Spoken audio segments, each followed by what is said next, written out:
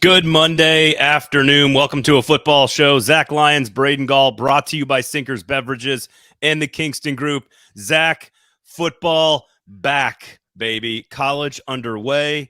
Pro practices are back to normal. Football is here, my friend. How are you? I'm doing good. How are you?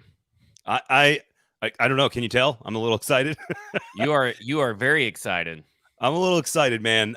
Tim, good to see you, by the way. Chime into the comments. We'd love to have you guys involved in the show today. Lots of stuff to discuss today. Zach put out his 53-man roster projection. Of course, by the time you're listening to this, that may have already happened, but this is why you subscribe to stackingtheinbox.com, so make sure you go check that out. Tuesday, 3 p.m. Central Time is when I believe there are 81 players currently at time of taping. If you guys are watching this live, of course, they got to get down to 53, so you can do the math real quick. About 28 dudes about to get cut, and then they'll sign them to the practice squad, whatever numbers, if they clear waivers. So check out the Stack in the Inbox. We're going to dissect some of those decisions that the Titans have to make. We'll discuss the preseason as a whole, of course, in terms of what we saw from the backup quarterbacks, mostly Willis.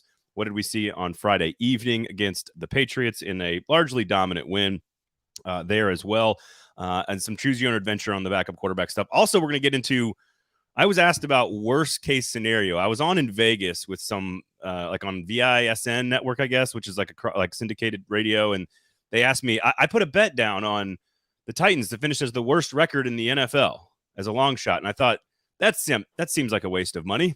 So do you know how much money he actually put down on it? You know, sometimes like most of the people I know that gamble, I think you might be like a heavier gambler from a dollar standpoint than anybody I know. Most people I know gambling like $25, $50. Yeah, me and my buddies are like 5, 10, maybe 20 on like on a Super Bowl or something. But like, you never know about some of these guys that are throwing down like a C note on like all kinds of stupid parlays and shit. So I don't know the number. I have no clue. But I immediately was like, that seems like a dumb bet, because I think we're going to lay out what we're going to have lots of positive things to say. Potentially, by the way, here's a tease for you guys watching live. I think there's going to be some good news for you, but we just can't talk about it for like another 30 minutes. Yeah. So you guys are going to be very happy. I think I was told 1:45 p.m. is when it can officially be talked about. We might go a little early. I like it. Beat everybody to it. Just stay tuned to the show. We got some really good news. And then what are those implications, of course? But we are going to – I wanted to lay out what the worst case scenario could be, because there is this sense nationally that like, hey, man, Titans could be one of the worst teams in the NFL. And we've gone through the reasons why. And I think, Zach, you said a couple of weeks ago on the show, like, we're not doing this topic anymore. It's because a lot of people don't pay attention. But what is actually the possible worst case scenario for the Titans? We'll lay out that as well as, hey, congratulations. And it's really more of like a what has to happen.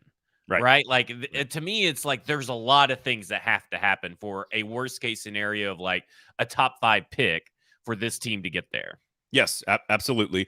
I completely agree with that. And so laying out what that scenario would include so that folks maybe can reevaluate and adjust sort of in that normal range of what probably is going to happen is basically what we're going to get to as well. Congratulations to the Vanderbilt Commodores, undefeated 1-0 in college football in what is not a high school stadium. It is, in fact, Vanderbilt Commodores football stadium on their campus. It's just missing like a third of it. So congratulations. They beat Hawaii. Made it a little scarier there at the end, though. Made it more difficult than it needed to be. Okay. Quickly, I wanted to update this, by the way, as well. I assume you saw this, Zach. I have not talked to you about this, but I just re-upped the fantasy league from last year. And we had a lot of you great listeners, loyal listeners that made the cut last year. And I thought, what the hell? Let's run it back. And so we'll take a look at where those standings are. We'll have the draft next week, of course. We're working on maybe if we can get together in person. So I'll let you know. Stay tuned for that as well. We are brought to you by Sinkers Beverages and Bluegrass at Sister Store up in Hendersonville. I normally tell you about how great Sinkers is. We got the cool shirt on right here. I get a lot of mileage out of this shirt. And it's a great place to go shop. Great place to buy your booze, sign up for the in-crowd, get some cool stuff, all kinds of cool events. They got that, we're going to try to do some live watch parties and stuff throughout the course of the season. But make sure you go to Bluegrass, because this Saturday, around noon o'clock Central Standard Time, they're going to have a beer festival, food trucks. No tickets. It's free. You can go celebrate the 50th anniversary of Bluegrass Beverages up in Hendersonville, serving that community for half a century, Zach. Half a century. Long time. And there's rumors afoot on who could be there on Saturday. Rumors. Swirling. I like it. All right. Sinkers Beverages, of course. Kingston Group as well. BuildKG.com. You guys know the deal as far as Sinkers goes, and Kingston Group, locally owned companies. Go support them. Okay. I'm trying to get to the comments over here. Who should you call if you have any questions about your home, Zach? Kingston Group. There you go. BuildKG.com. Well, it was your Zach and he's Zach as well. So that's right. All Zachs call Kingston Group. There you go. BuildKG.com. Okay. So let me ask you one very random question. Did it take you some getting used to the field on Friday night watching the game? Did you watch the game? Like the turf? Like it felt weird looking at the turf for me. No, it looked like a football field. It looked weird to me. Well, you're just a weird person, I guess. I mean, you're probably not the only one, but this is stuff that I just have no care or desire to develop an eye for. Field's field. Can you play on it? There you go. Like that's all that matters. Or do the numbers show up? Is it green? I mean, that's like for me. That's it. There was a guy, one of our friends, Chris, who just had a birthday. He is obsessed with field paint, and that is just not something I can be obsessed about. The look of a field or anything. I don't care what emblems are on there. I don't care what it says in the end zone, as long as there are defined markings for me to be able to tell, did he run 10 yards or 20 yards? That's all I give a shit about. No, I agree. I'm assuming they didn't put any logos on there because the Tennessee-Virginia game will be played there on Saturday, coming up on Saturday. I just thought it was, having watched Nissan Stadium for 20 plus years, and as a person who loves natural grass, it just was weird to look at. It looked like a weird... It looked like grass to me. I did not. No, it did not. It looked like Miami's on my TV. Stadium. It looked like grass. Like I don't know if you have like a special like 8K, 12K television that can allow you to zoom in and look at the grass. I mean, it looked the same. It was green. It was a different color, but it was definitely green. I definitely noticed how nice it looked. Said Jason. Pretty Boy said Byard sounded pissed off about having to play on the turf when asked today. And then Stoney said somebody asked me on Friday night what I thought of the field, and it took me a second to think of why they'd even be asking me that in the first place. Guys, it's just an observation, okay? You can have a different brain because that's okay. I can have my own brain, and I was like, this doesn't look like Nissan Stadium. I know, but you asked me my thing, and I'm just saying. That's true. It was green. That's true. It was green grass is what it looked like to me.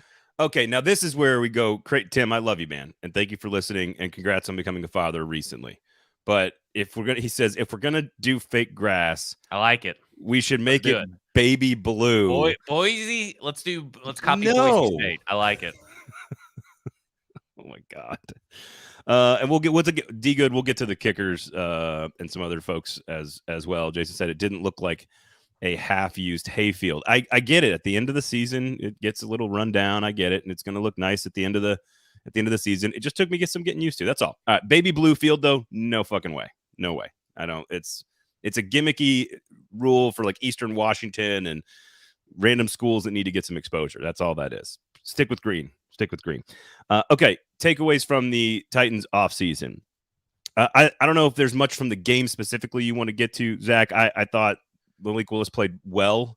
I thought the offensive line, didn't really get a whole lot of push running the football for the second week, but they've had a solid offseason. And again, how do you take too much from the preseason? Interesting that Andre Dillard was playing in the third quarter. Well, it was reported. I mean, I'm assuming did you go to the game? I did not go to the game. Okay. No, I had family obligations. Did you watch the Channel 2 broadcast on, like, did you hear everything they were saying? Did you hear Rand's comments in the booth and all that kind of stuff? So Rand said something different than Mike Vrabel said, which is interesting. Mike Vrabel just kind of like just shoved it to the side is kind of how I got the gist of it. It's like, oh, well, whatever. And I thought they still coincide and connect. It's just that they're not saying the same exact thing. But Rand Carthon said he wanted to stay out there. And, Mike Vrabel said it's like conditioning or he needed to be out there or whatever Vrabel said. That's still the same thing. That's still maybe Andre Dillard's decision, not necessarily Mike Vrabel's decision. Well, You get what Vrabel I'm said, saying? Vrabel said, I think the words were it was a coaching decision, and that could obviously be Dillard as well. I thought Rand Carthon, I, I, the moments I saw him asked about that and he commented about that, he was basically sort of like pumping up Andre Dillard as like, oh, he's the guy who always wants to play more. And you look at like, to me, I don't think Rand Carthon had anything to do with that. I just thought he was in the booth and like had to have a comment for it. I have no idea. I don't think it's a big deal. I think it's good that he's getting reps, but it also could be Mike Vrabel saying, I need you to get some more work. So we'll find out when the regular season starts. But I did think that was interesting. Skoronski played really, really deep into the second quarter as well. And then Brunskill got a little banged up. But Tajay Spears is great. Like and Malik Willis did look good. I mean, he still the same old stuff pops up constantly, but it's odd when Malik Willis has to technically split reps with someone. And it wasn't a lot of split with Ryan Tannehill, but Ryan Tannehill did play a drive. It's just a fact of what he did. When another quarterback plays in the game, he can get 100 yards. But if he has to play the whole game by himself, he cannot do it. And it's just a weird thing to see, because if you think about it, he never got 100 yards in the regular season, right? Yeah. He got 100 yards last year in the preseason. He's gotten 100 yards twice this year in the preseason, but the lone time that he didn't, he was there by himself the whole game. It just doesn't make any sense. Like, it's just a weird coincidence, I know, but it's just one of those stats that you kind of look at and you're like, why? How can that even happen? Yeah. But he looked better. I think right now, I think everybody, and I know we're going to talk about like injuries and all this stuff with the quarterback, like a choose your own adventure. But let's be honest, I think he really got lucky that Levis had to miss the last 2 games with injury. I agree, and he might still be QB3, but that's just it's not set in stone. Everybody's just assuming it's not set in stone. But I mean, Vrabel was very non-committal. Yeah, today. I mean, everybody's assuming that Malik Willis is quarterback too right now, and I don't think that's what I'm saying about the assumption. Yes. So we'll get into sort of what we think about the quarterback battle, and I don't really have a lot of questions about the game itself. We're talking preseason game 3. It's like, Harold Landry gets a little lather. Tannehill like does the thing where he prepares for the game and does the puts on the pads and actually all the linebackers except for Aziz all just look the same. I just can't get over it. All the Chads 1 through 4, the Crackerbacks, the Flip Cup boys, they all look the same. I like it. It's driving me nuts. They have to find someone. There's rumors with the Browns that the Browns are thinking of cutting, and he's on the roster bubble, which I'm very surprised, Mohamed Diabate, which they have liked and shown a lot of interest in, which they should have drafted him over Colton Dow. But if he becomes free, that could be a waiver claim. Like, I feel like they're going to try to claim in on a waiver for a linebacker. Like, I think they're going to use a guy on that.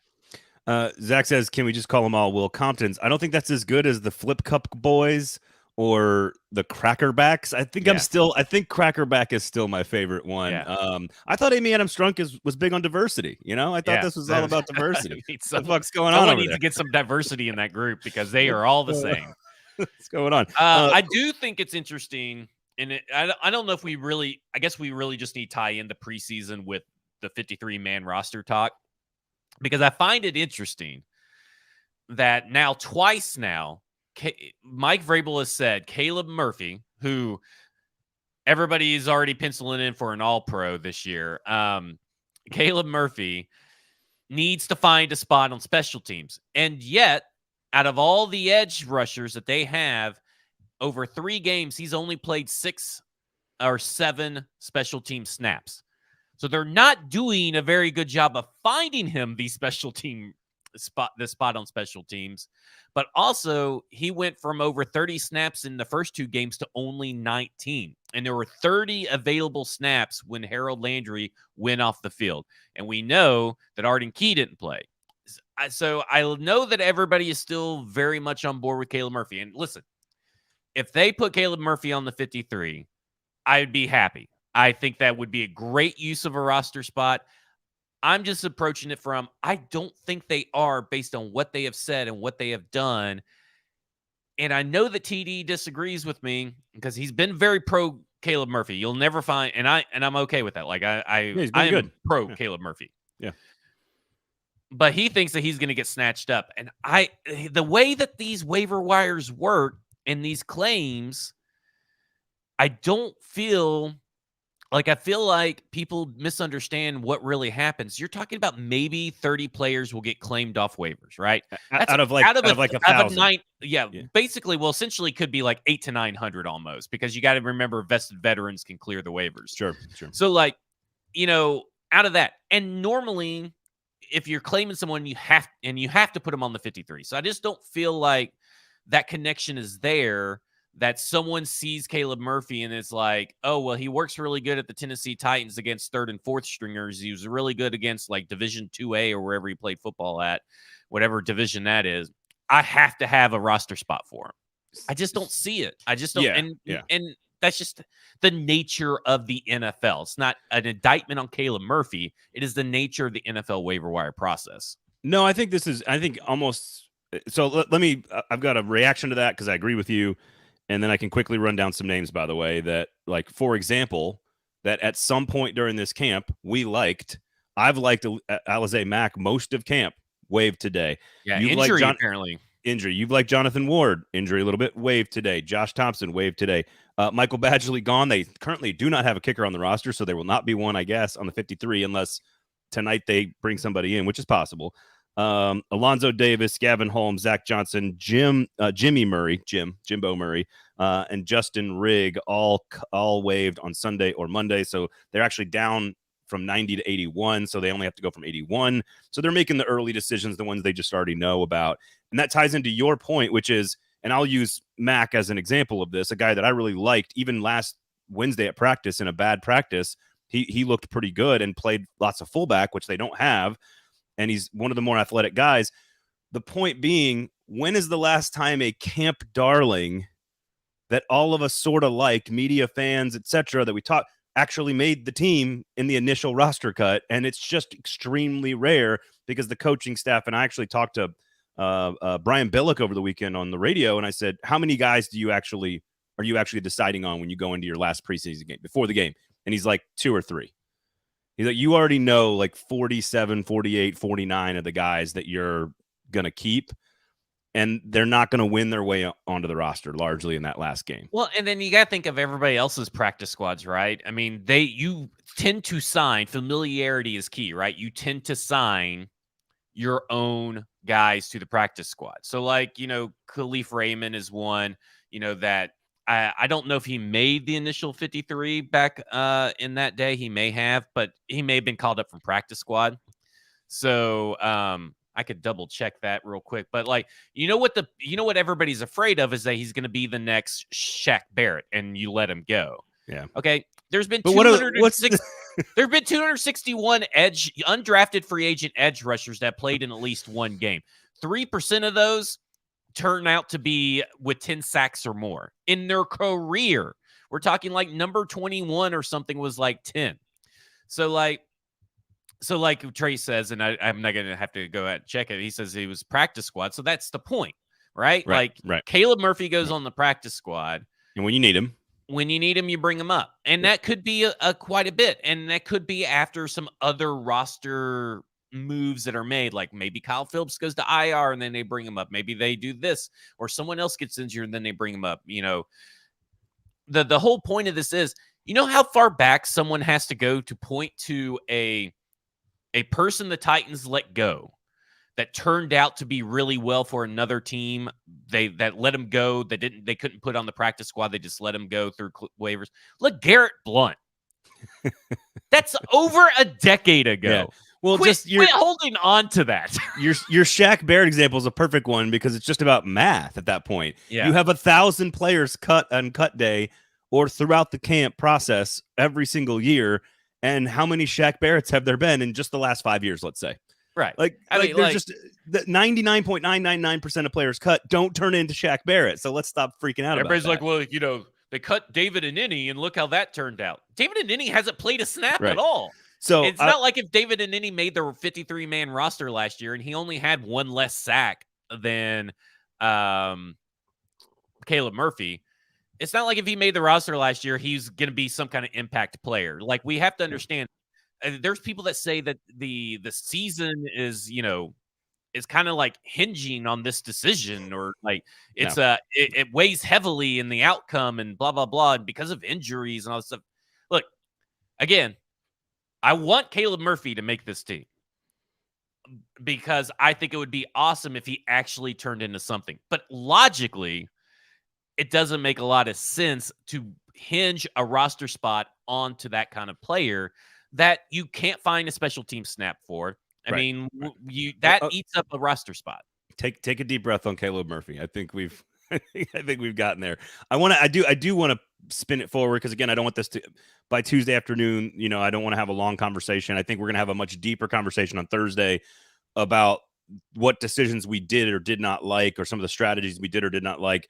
But I think a couple of those names just real fast here to point out that have been camp darlings that don't normally make the team. And Julius Chestnut was one last year. Is he another one this year? I don't know. I think he's outplayed and is better than Hassan Haskins, but we shall see. I think Thomas he made the team last year. Out of camp he did? Mm-hmm. Maybe that was I thought. I don't think he stayed on it very long, but he made the initial 53. Okay. Then I stand corrected. And if that was, I know Mekhi Sargent got a lot. Sargent is a good one. Okay. So Thomas Odukoya is another one that I think everyone universally thinks has done an excellent job and deserves a shot at the team. Who knows? Maybe they pick Kevin Rader instead because he's a little bit more established. Like, I just am pointing out some names. That Eric Garror is another one, an undrafted free agent that, as a rookie, like, has done an excellent job. We all agree has earned an opportunity. Maybe they think he needs a little bit more time. Like, most of the time, the coaching staff thinks they need a little bit more time on almost all the players that we kind of like. So we'll just see at 2:00 or 3:00, on Tuesday. And by the way, stay tuned. We have some really good news for you Titans fans coming up in just a second. Sinkers Beverages, Kingston Group, our two amazing sponsors. The football show is brought to you by both of them. Again, over in East Nashville, '1 liquor store in Nashville in 2022, as named by the Nashville scene, the reigning champions. So make sure you swing by. Excellent bourbon selection. One of the best bourbon selections you will find. Worth stopping by. If you got to drive a couple of extra minutes, it's worth going. Big, beautiful store, great selection, huge wines, huge walk-in beer fridge, like, great selection of everything, but truly one of the best bourbon shelves I've seen anywhere in the city. That's my drink of choice, of course. So go check out Sinkers, sign up for the in crowd. And then, of course, also Uber Eats, search Sinkers Beverages and have the booze delivered directly to your house. They drive so you could drink. Kingston Group as well, BillKG.com, Nashville's locally owned custom home and remodeling firm. Just don't do anything with your house until you talk to them, man. You're gonna, if you need some help with a big renovation, a new kitchen, a new bathroom, you want to build a garage, you want to do anything outdoors, maybe do the pool, whatever you're doing, just have a conversation with the Kingston Group, see if they can help you out, because I guarantee you they'll give you some good advice if you can't work with them or they can't work with you for whatever reason. They will absolutely guide you and help you find the right solution for your home. So Kingston Group, Sinkers Beverages. Good news for Titans fans coming up momentarily that we will discuss. 53 decisions, though. I would like you to sort of preview Tuesday with.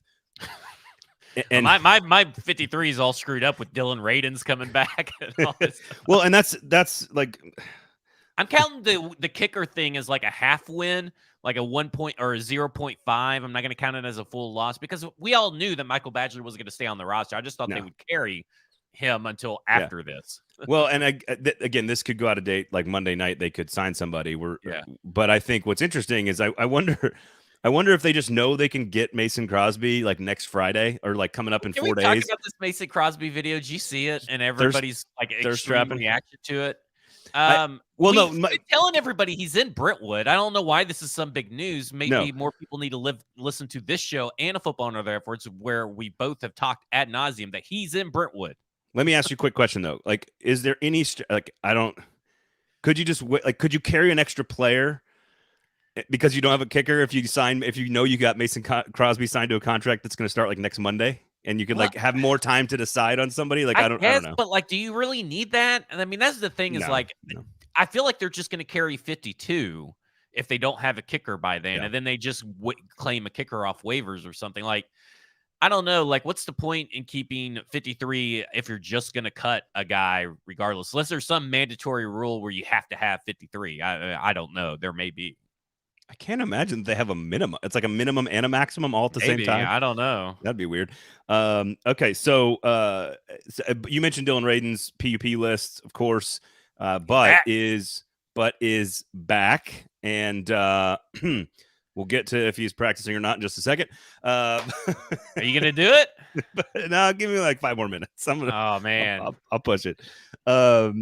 So, and we've got a list for you. Just stay tuned.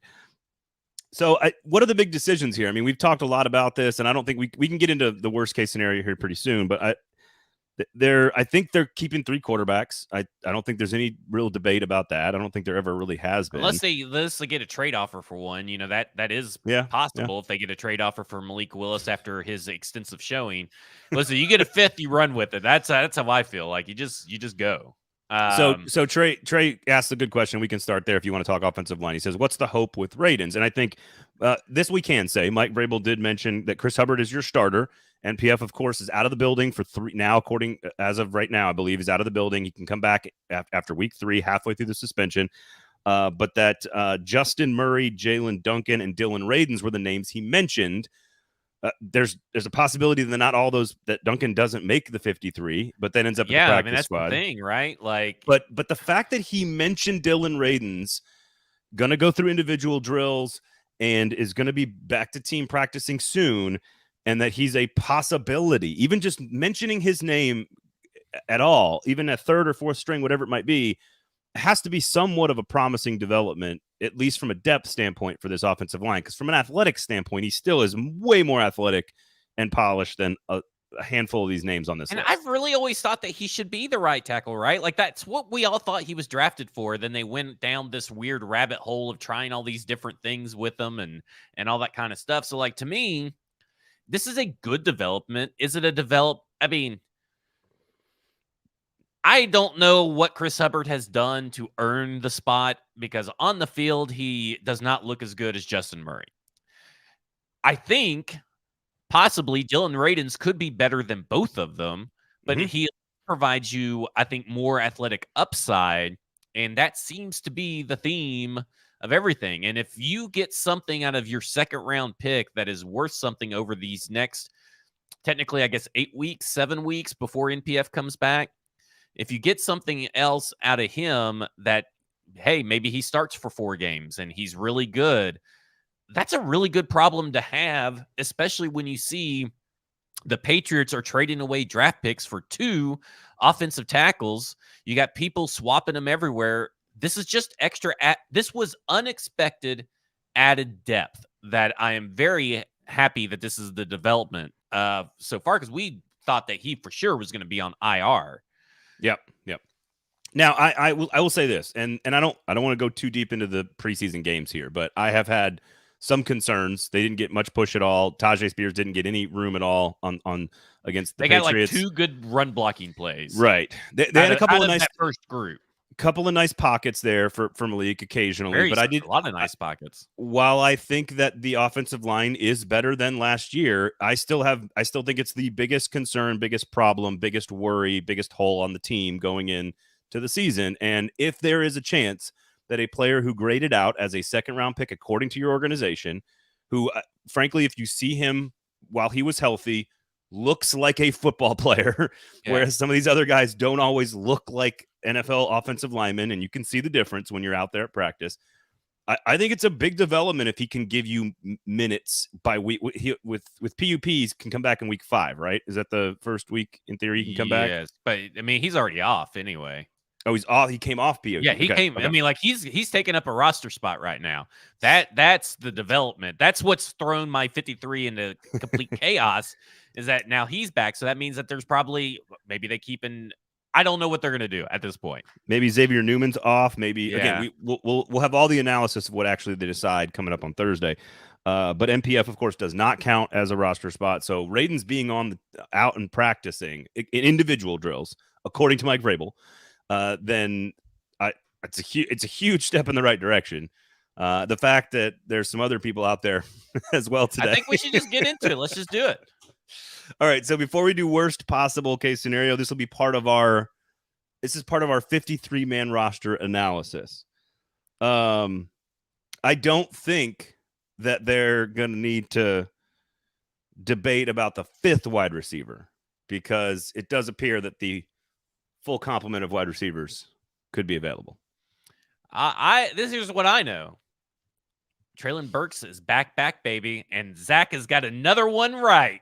Woo! Week 1, baby. Treylon Burks will be there. Neither. Kyle Phillips, I have heard through the grapevine, a little bit less optimistic. Yeah.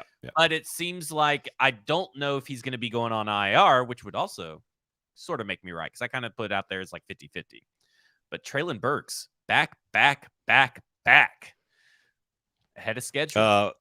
Full complement of quarterbacks. Full complement of what? You know what? Maybe there is some diversity in the linebacking core. It would appear that that Monty might be back. Chig, Duncan, of course, Radens. There's a handful of guys that all seem to be back. And then what's interesting is, so do you want to do the quarterback injury thing here? Do we want to do that as part of the worst case scenario? Well, I mean, like, I think it's great that Treylon Burks is back. I think it's great that Kyle Phillips is showing some progress, maybe not the progress that everyone's hoping for inside the building. Chig is back practicing. Arden Key's missing, but I don't think I'm going to have a big high level of concern over that. I mean, all 3 quarterbacks are back. You said Monty Rice is back at practice, which doesn't make sense to me. You might as well just be spending the time packing your bags. That way, you know, when you get cut and everything, you have a game plan for where that you don't have to spend a lot of time packing. You just call the Uber and go right to the airport there. You just go right to B&A. By the way, you can search Uber Eats for Sinkers Beverages and have the booze delivered direct to your house. Hey, just drive so you can drink. Just want to throw it out there. I do think linebacker is an interesting one to watch, though, because I know in your projections you have them with 5 inside linebackers, 1 Aziz and 4 Chads, and I think I don't know if I'm not sure about Ben Neiman. That's the one I don't know about. I think Campbell and Gibbons are absolutely on the team for sure, locked in. The question is Neiman, Gifford, Rice. Do they keep 3? Do they keep 2? Do they keep 1 of those? I think they keep 2 because I think Ben Neiman is just a reliable tackler, and there are spots for special teams because other people got cut, like, you know, Anthony Kendall and his running mate that was also a gunner over the weekend. Neither of those guys I think are going to make it. So you're going to have people take up 53. But I also think that they have had just a depth issue. So yeah, you know, I feel like you have to keep 5. Doesn't mean that these are going to be the 5 come week 1. It could be a mismatch of other players that come available and stuff. I just think initially they just keep 5. Let me just step back for a second, because again, all this could go out of date on Tuesday. Let me step back. And Trey says Josh Wiley what's the biggest disappointment of the offseason? And I want to kind of ask you some broad, big picture questions about the entirety of the camp. And I don't think Wiley has been a disappointment of the camp at all. I think he's been very, very good in practice and has shown a lot. I don't know why we're talking bad about Josh Wiley when it's Malik Willis's fault that those interceptions happen. Malik Willis has been doing Oppo research on Josh Wiley and running attack ads on Josh Wiley every preseason game. Hey, they did connect on the pass though. I did see that. That was fire. I want you to give me sort of broadly. Has this camp been more like? Is it more positive than you expected? Has there been enough depth and development? Are you more concerned now that we're through the preseason? Like, just give me your state of. I'm less concerned. Okay. But do I think that they showed more positivity? Probably not. I feel like the camp reports and how the camp went is kind of how I expected it to be. But I do think, I think their cornerback depth is, I know we've discussed this a lot, but I think it's actually pretty good. Mm-hmm. And I think kind of the offensive line is trending in that direction. I think that depth is pretty good. But I was feeling okay about linebacker. Now I feel worse about linebacker. Like, that's just kind of like the ebb and flow. Like, there's certain things that I feel really good about. I feel a little bit better or comfortable that, you know, if your wide receiver 6 is Colton Dow or Kearis Jackson or even Trayshawn Harrison, I feel pretty good about that guy being your wide receiver 6. You know, I don't know. I kind of feel like even kill. I don't think that I'm really disappointed in anybody because the people that didn't live up to expectations are people that I had low expectations on, like Monty Rice. Like, I'm not disappointed in Monty Rice. Maybe I'm just tad bit disappointed that we haven't seen a spectacular Josh Wiley catch, because that was littered all through his college tape. But there were a handful of good pick, right? And like, I'm not too worried. There were a lot of big plays in camp, though. Like, there's a lot. The preseason games are not. I know that's what the fans get to see, but like, there's a lot of plays you don't see. Like Reggie Roberson, for example, made a ton of plays in camp with Will Levis, which is so that maybe that has an impact on why Roberson didn't show up in the games, because it was Malik Willis and not Will Levis. And so again, that's what you see at practice when you're out there kind of routinely. Here's what I would say. I think the skill position players across the board, I am a little bit more comfortable with that group than the start of camp. I still want to know exactly how the tight ends work, but I think the running back room is a little bit deeper than I expected. And Tajay Spears clearly proved through this. Just deeper for the running back room. Like, I think it's better. I think it's probably the best running back room you've seen, because when you had Hilliard and Foreman, well, that was only because Henry went down with injury, right? So that doesn't technically count as your running back room. This is actually a good complement, a good three-headed monster, in my opinion. I kind of feel that way across the board about some of these positions. The best, I mean, they've done this thing with 2 GMs 3 different times: Darrington Evans, Hassan Haskins, and Tajay Spears, and only one of them appears to be a guy who's going to play regularly on Sundays, and that's the guy they got this year. So he has proven that he was worth the draft pick, I think, and is going to be very useful to this offense. So I think the running back room's a little deeper. I think the receiving core, certainly adding Hopkins in the middle right before camp starts, that changes your perception of a position group. So I think that's a little bit more positive. I don't know exactly, again, how the tight end room shakes out, but I think there's some potential there. But that's the one area I'm not as, but they have 2 quality backup quarterbacks. I just think you look at the skill position groups, and while it's not one of the best in the NFL or one of the best in the AFC, it is better than I expected, or at least it's better than I thought going into camp. The offensive line, I still have lots of questions about. Middle linebacker, I still have lots of questions about. Defensive line, I have no questions about, kind of as expected. Cornerback room, as expected. Safety, The kicking situation is a major problem. It's a major fucking problem. Well, and they lose out on Dustin Hopkins. So, like, the Chargers quarterback or kicker battle, right? It was between Cameron Dicker and Dustin Hopkins. Cameron Dicker wins the job. The Browns swoop in and trade away a 7th-round pick for Dustin Hopkins. And you mean they invested resources in acquiring a kicker? Now they're cutting Cade York. So but like, kicking is such a mental game. Where is Cade York's head at now that he's been cut after 1 year, I think, of being an NFL kicker? You have to have a player on your team that does that, though. Yeah, it's a wild situation that they create, and it's just like nobody seems to have a sense of urgency. No, go for it on 4th down. Not a terrible plan. In terms of also, just punt a lot more. Yeah, I think my concern is going to be, and this is obvious football stuff here, but I think it's worth mentioning. And I think you maybe alluded to it on the last show, but I think it will dictate so much of how you play the game in a 15-yard window between the 50 and the 35 of the opponent. It will dictate so much of what you do, and maybe that could actually lead to maybe more aggressive play calling if they feel comfortable in 4th and short on the 34, the 33, or the 31. Like, maybe it also could lead to far more conservative play calling on 3rd and 8. On the 38, because they know they have no chance unless, of moving into field goal range, unless it's a 1st down.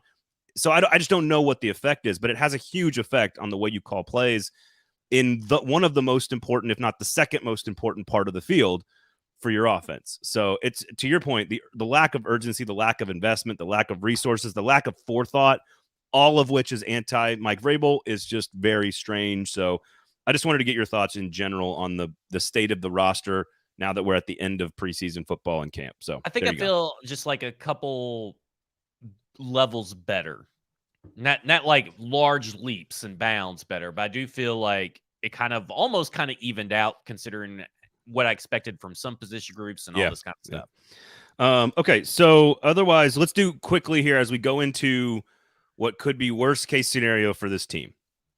And everybody kind of knows the strengths and weaknesses, but like, let's truly lay out what could happen. I want to start with the Willis Levis conversation, because I do think that while it does take up a lot of oxygen, and they're the ones that were playing in the preseason, and so people are focused, and they're rightly so, to be hopeful of the future because they've drafted 2 young quarterbacks that have a lot of ability.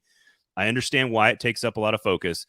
We do have to remind folks, neither one of them in a perfect world, if things go right for this team, are relevant to this football team in 2023 at all. So let's remind everybody, 0 games started is the perfect scenario for Tennessee. Yes. So let me lay out. I want you to, now that we've seen, because I thought Willis was okay. I thought it was a better performance, but still just okay. I still think Levis is the better player. So I would have Levis as QB2. I want you to, I'm going to give you a situation. Okay. And I want you to tell me who you would want in that situation. Okay. Okay. So Ryan Tannehill is out for a game that is close. He goes out in the second quarter. Okay. You need someone to try to win you that game in just that moment, assuming it's a mild injury and Tannehill's coming back. Who do you want playing quarterback, Willis or Levis? Levis. Okay. Ryan Tannehill goes out for the entire season in week number 2. Who do you want playing quarterback for the Tennessee Titans for the entirety of the season? Levis. Ryan Tannehill gets hurt and is out for a couple of games, maybe a month. Who do you want playing quarterback? Levis. See where we're going with this. You want to have a quarterback. It's for a lot of different reasons, by the way. Like, okay, we'll get to that. Okay. So then probably the last one here. Each scenario presents its own reason. Exactly. And that's kind of why I wanted to do this, is like each one. And then so last one would be, who do you want to come in to change up the offense in a special, although they haven't been very productive when he's in there, in sort of unique situations? That one might be Willis, right? Yeah. So if you're talking if you want to do it's not really wildcat, but if you kind of want to surprise the team on a couple of the opposing defense on a couple of plays, and see if maybe we'd get some RPOs and some runs and some explosives or something, then yeah, I would definitely go with Willis in that situation. Okay. All right. So 3 Levises and 1 Willis, but anytime that we need an extended period of time from a quarterback that's not Ryan Tannehill, I agree with you. All 3 are Levis. So first scenario, come in and needs to hold the fort down to win a game. That's the only one that I might say Willis might be capable of just handing the ball off, trying to manage the game and try to slow play their way into a victory. I don't know. He's a fumbling machine. That being said, the strategy behind Levis, in my opinion, is that he better fits the offensive game plan that you've probably been preparing with Ryan Tannehill for the entire week. I agree. So my thing in that situation where he just has to come in for a couple of plays, maybe a quarter. You said second quarter, maybe it's a quarter and a half, and Ryan Tannehill can come back after halftime. Maybe it's just, whatever. Right. Malik Willis is too volatile with the football in terms of turnovers for me to want to trust him there. If Will Levis, if all you have to do is turn around and hand the ball off, I'm good with Will Levis. I still don't trust Malik Willis in that situation from what we have seen in these situations where he does tend to fumble the ball. Sometimes he fumbles a snap. So that's kind of where I'm at with that. In that particular situation, I think it needs to be Levis, and I think that you can still pass the ball if you need to, but you could still probably run the same type of plays that you would run with Ryan Tannehill with Will Levis. Yes. Malik Willis is still learning how to be a Ryan Tannehill quarterback. Will Levis knows how to be a Ryan Tannehill quarterback. I think for a long-term injury that involves a major, massive chunk of the season, which will get us into our worst-case scenario in a second, I still think Levis is the guy that, now maybe it involves going back and forth. Maybe it's, there's confidence levels there. I mean, who knows what would happen, but in a perfect world, we all know that Rand Carthon traded up to draft Will Levis 33rd overall, Malik Willis was not their first choice, taken in the 3rd round, almost outside of the top 100 2 years ago by a different general manager. I assume that they would want to see Will Levis learn as much as possible if it was an extended period of time. Yeah, I mean, if it's extended period of time, you give Will Levis the snaps. And that, I agree with you. My reasoning for that is not necessarily the turnovers or anything like that. It's that we have seen Malik Willis in the regular season. I know we haven't seen year 2 Malik Willis, but the guy that you have the most invested in, the guy that you went on record and said that you would have drafted if Peter Skoronski had not been there at 11, you put in, you got to give him all the reps you can give him. And that's where I'm at for both the extended period of time and the whole entire season. It's got to be Will Levis for those 2 reasons, because you have to figure out sooner rather than later whether the guy that you had a first-round draft grade on is your future quarterback. You know, sink or swim, dude. Franchise and as a staff, that Malik Willis is likely 90% not that guy. Now, you got to figure out what Will Levis is. So I guess the only one of the group that people might want Willis. I'm not even saying I agree with that. I'll make the case and play devil's advocate for Malik Willis in like a 2-game situation. Let's say you're going to play, I don't have the schedule in front of me, but let's say it's Atlanta, and then I think, I can't remember who they play after that, but just it's after the toughest part of their schedule where they're playing a lot of big games, and it's maybe 2 teams that are, on par with the Titans, or the Titans could be better than, or the Titans will be favored in the game. And you know that Tannehill is going to be out for 2 weeks. And you know that he's coming back in 3 weeks, and you need 2 starts from a guy. That's it. It's only going to be 2. After the Atlanta game, so that would be Pittsburgh and Tampa Bay. So, okay, or even just Pittsburgh and Tampa Bay. Yeah, so if he's out for Pittsburgh and Tampa Bay. Yeah, and maybe Atlanta and Pittsburgh's better because Tampa's defense is tough. so like, just pick two of those 3 teams where it's an evenish game, and if Tannehill was in this game, the Titans would clearly be the favorite to win going into that situation. But you have 2 games and he's out, and you know that it's a short window, but that Tannehill's coming back fully healthy in 3 weeks. If I'm playing devil's advocate for Malik Willis, that would be the one scenario where I would say the guy started in the NFL enough that he's comfortable enough that let's start him first and see if he can manage a game to a victory for 2 weeks. And if he can't, we can go to Willis the next week. But we know that at least this guy has done it in the NFL where Levis has not yet. So that's the only scenario. I can see that scenario that you're talking about where, okay, he's out for 3 weeks, like you said. And let's say it's this stretch: Tampa Bay, Jacksonville, to Carolina. Okay. Jacksonville's so important. Right. But what I'm saying is you put Malik Willis in versus Tampa Bay. And if he doesn't do well against Tampa Bay, then you put Will Levis in for Jacksonville, because you think that maybe, okay, well, if he's not going to be able to do it against Tampa Bay and he's making mistakes like crazy, he's probably going to do the same thing against Jacksonville in a big game at Jacksonville, by the way. It's back-to-back away games. Yeah. And then you have Carolina after that. So Will Levis can at least probably win you Carolina, right? Like, so the 2 hard games, you gauge whether, instead of trying, and I know we both agree on this, but again, you don't want to make things more difficult for your first time starting in a regular season quarterback, right? Right. So I could see in this scenario, I would still say just give Will Levis all the reps, but I could see the scenario that you're trying to lay out and how it makes sense. Yeah, I want to, to be very clear, I would vote for Will Levis at almost any different situation that we're talking about. But if it is a game that you feel, and I would actually, it's almost situational in this situation, like in what we're talking about. It's almost not even the road game against Tampa or Jacksonville. It's almost like if you have, it's the Falcons at home. It's that game's at home, right? If it's the Falcons, a team that, by the way, I know you and I both kind of like Atlanta to be better this year, but if it's a team that you feel like you should beat at home, especially if you can do it running Derrick Henry 38 times and not forcing the football too much, maybe that's where you put Malik Willis in. It's almost that situational for me. Like, it's to me, it's like, okay, if you can win doing that, then wouldn't it be better to do that with Will Levis?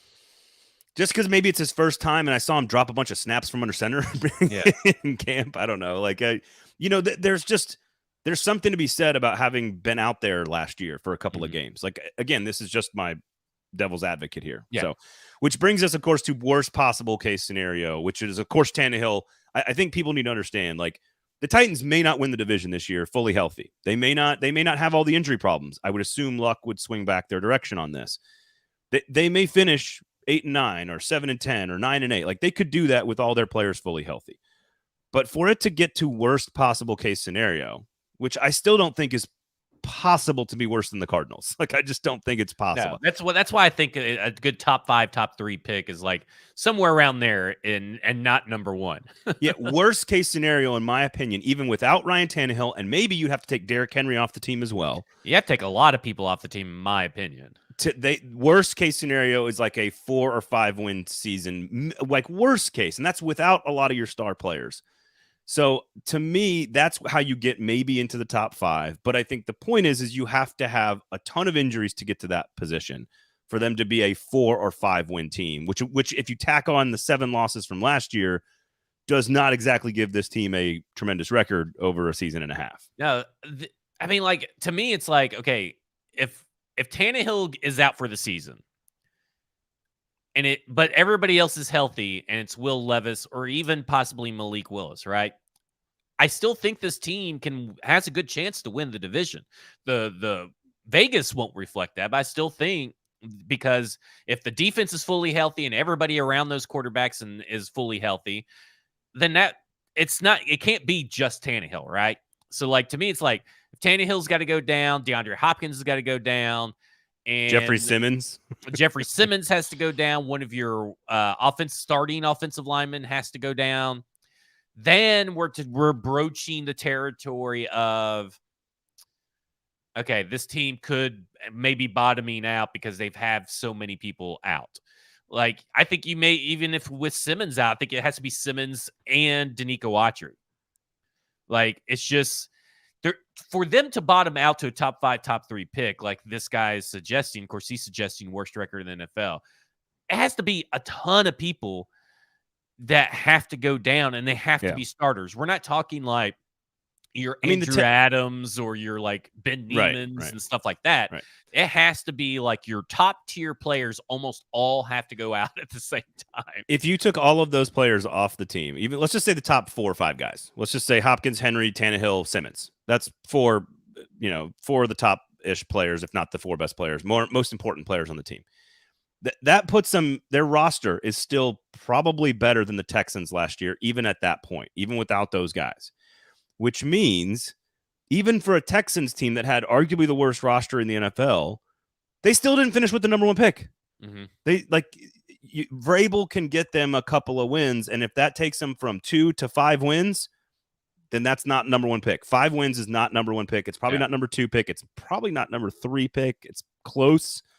But I think worst case scenario you're talking about is 4 or 5 wins with tons of injuries and a top 5 pick. And then you have another quarterback decision to make next year. Right.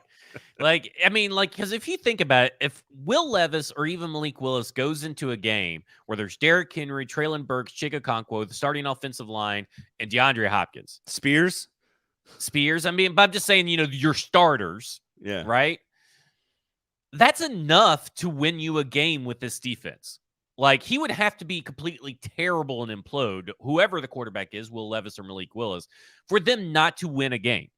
That's how good right now your starting top of your depth on both sides of the ball is built, that if Ryan Tannehill goes down, I'm not like panicking. Doesn't mean that they're going to go as high as what Ryan Tannehill would. Right. But it has to be like 10, it almost has to be like 6 or 7 starters have to go out for the entire season.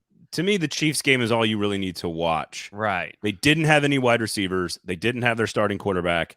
And Mike Vrabel's defense kept them in that game and had a lead late in the situation against the Super Bowl champions. Like that. And I think some of this is just understanding the gap in the NFL between the worst roster and the best roster is just not very big. It's just not. Now, the quarterback may be the thing that changes all of that, of course. Tim says we're already having injury problems. I mean, Dylan Radin's coming back is good news. Traylon Burks being back on the practice field is good news. Chig, Monty Rice back at the practice field on Monday, all really good news.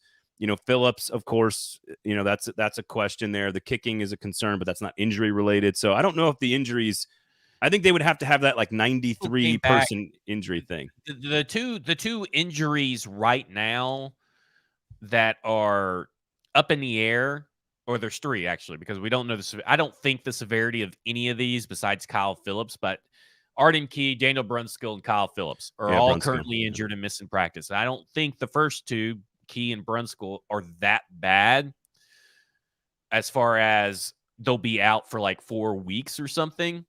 I just don't think so, but we don't have the information that really says anything otherwise. It's just a feeling in my gut right now.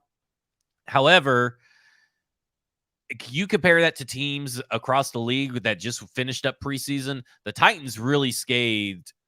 He really came away unscathed. I mean, comparatively, knock on to something. Everybody else, yeah. And a thing we haven't really touched on in this conversation is whether it's a backup quarterback, whether it's Ryan Tannehill, whether it's Willis, whether it's worst case scenario or otherwise, is that if Tim Kelly is really the guy, long term ish, whatever the average length of a rising offensive coordinator, if you're really good, you get a head coaching job, is my point. If Tim Kelly is the dude and is excellent at his job, then this gets even easier for everybody, because the 49ers just traded Trey Lance away because their 7th round quarterback fits into their system better because the system is so good. So certainly there's other factors, Kyle Shanahan's offense and his mind and other players and Kittle and Samuel, and I get all. There's other things there too.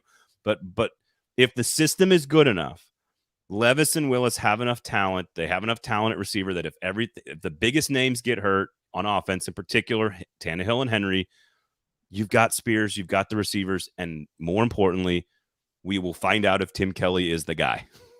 Right. So, and at that point, you still might get to 6 or 7 wins. Mm-hmm. Like I'm not as bullish as you. I don't think they are a contender in the division if they lose Tannehill. I don't think that's possible. I think Tannehill is the way they will get to the playoffs this year. But I think that they can get to the playoffs this year. I think they can win the division, and that is not something that the average NFL fan across the country thinks right now. Yeah, I mean, the Texans aren't going to be that good. I just don't believe in what I've seen from C.J. Stroud right now. Maybe he's good at the end of the year when they're facing him. Maybe he's progressed, or maybe he's just been ruined at that point. I don't believe in Anthony Richardson. I'm not scared of him right now. I still think he has a lot of talent, a lot of upside, and I just don't think year one is going to be there for him. And they don't have the Eagles roster that Jalen Hurts did when they drug him to the playoffs, with that 9-7 year right before the Super Bowl year. They don't have the talent there for that.